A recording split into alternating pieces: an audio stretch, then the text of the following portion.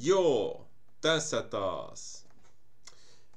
Muistatteko silloin, kun oliko se Evergiven laiva meni poikittain siellä Suezin kanavalla?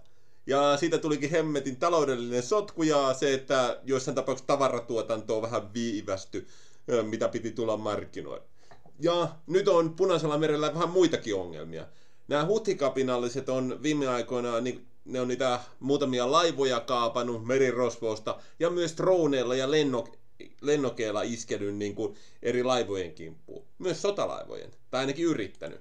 Tässä oli juttu, että onko se joku ranskalaisalus joutui käyttämään kuulemma 8% ohjuksista 2 dronin torjumiseksi. Eli siinä on aika raju niin kuin hinta-hyöty-suhde. Niin kuin. Eli tässä tapauksessa, että me joudumme käyttämään hemmetisti rahaa, että saimme torjuttua tällaiset halvat droonit sinänsä. Eli tämä on nykyaikainen sodankäynti, miten se muuttuu. Niin kuin ensimmäisessä maailmansodassa huomattiin, että hemmetti, miten me nyt tästä edetään. Tietenkin kaikenlaista koitettiin enemmän ja vähemmän onnistuneesti. Yleensä hirvittävällä hinnalla. Eli tässä ollaan vähän mielenkiintoisessa tilanteessa. Huthikapinallisilla on päässyt jonkinlaisiin ohjuksiin, lennokkeihin ja muihin vastaavia, siihen helikoptereihin ja muihin, että ne sai oikeasti kaapattua niitä laivoja. Ja kaikki mikä ei tapa, niin nostaa vakuutusmaksuja. Tässä vaiheessa vakuutusmaksut varmasti nousee. Kaikki, jotka menee Punaisen meren kautta, merkittävä osa maailman tavara- ja laivaliikenteestä, niin kuin ajattelee. Siellä on hemmetinmoinen määrä menee sitä. Tai sitten ne joutuu kiertämään Afrikan kautta, esimerkiksi Euroopan markkinoille pääsemiseksi ja muita, niin no, se maksaa ja vie aikaa. Eli hutit on nyt tekemässä sitä virhettä kai sinänsä, jos haluaa, ne hankkii liikaa vihollisia. Eli tämä on siinä käymässä, ja Yhdysvallat, Ranska ja kaikki eurooppalaiset, ei ne varmaan eurooppalaiset kuluttajat ei tykkää, että hei, tää kallistuu mun tilaamani tuote, ja tuntuu kestävän pidemmän aikaa. Ja ne katsoo, että hemmetti, tässä tarvii tehdä jotain. Egypti ja muukin katsoo sinänsä, että hei, jos tää liikenne Suezin kanavalla hiljenee, niin mä en saa enää tuloja. Tai en ainakaan niin paljon, niin se vähän harmittaa niitäkin sinänsä. Eli tässä alkaa kaikki niin kuin siellä reunavaltiot, jotka on Punaisella merellä, niin alkaa saada vähän tarpeekseen tässä vaiheessa. Mainittako se hutien kapina, mitä Saudi-Arabia käy siellä, se on aika brutaali itse asiassa. Tavalliset kansa kärsii ihan hemmetisti nälänhätää ja muita vastaavaa. Ja siellähän oli ne pakolaiset, jotka pyrkii Saudi-Arabiaan, niin se vastasi kai tykistökeskityksellä. Että siinä on vähän siirtolaisten torjuntaa vai mitä? Tai turvapaikanhakijoita, jos halutaan hakea.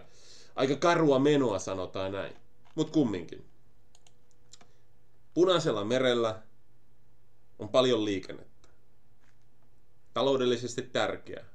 Ja huthikapinalliset nyt häiritsee sitä pahasti. Nämä lennokki-iskut, ohjukset ynnä muut tällaiset kaappaukset, niin no, jotain on pakko alkaa tehdä. Vaikka maailma on jännittynyt sinänsä, tämä pakottaa länsimaat niin kuin oikeasti, että hetki, nyt on laitettava resursseja tonne. Kukaan ei halua, että sitä häiritään liikaa monessa tapauksessa. Öljykuljetukset ynnä muutkin vastaavat. Eli tämä on prioriteetti, että se saadaan niin kuin kuriin tässä vaiheessa. Eli ne huthit saa kyllä melkoisen joululahjan. Ja ne on niin kuin tuhoaa tässä sen niin kuin hyvän tahdon tai sietävyyden, mikä niillä on, kun ne mainitteko, niin kuin sanoin, sisällistä on aika karmea siellä Jemenissä. Ja kaikki haluaisi, että se päättyisi jotenkin. Mutta tässä ne tuhoaa niin kuin sen niin kuin, no, hyvän tahdon, tai ainakin sen sietokyvyn, mitä länsimailla on. Niiden on pakko puuttua siihen. Mutta katsotaan nyt millä tavalla lähtee puuttumaan hyvinkin karusteja ja muita. Jollain tavalla ne lennokit ja muut pitää laittaa kuriin, että sotalaivoja sinne vahtimaan sitä jollain tavalla. Ja katsotaan sitten mitä lähtee tapahtumaan. Ja niin kuin mäkin olen sanonut, Punaisella merellä voi tapahtua enemmänkin. Eritrea ja Etiopian kahakka sinänsä, ja Saudi-Arabia ja muut vastaavat. Tässä on aineksia vähän isompaakin juttua sinänsä, ja maailma voi joutua sietämään jotain ikävimpiä asioita.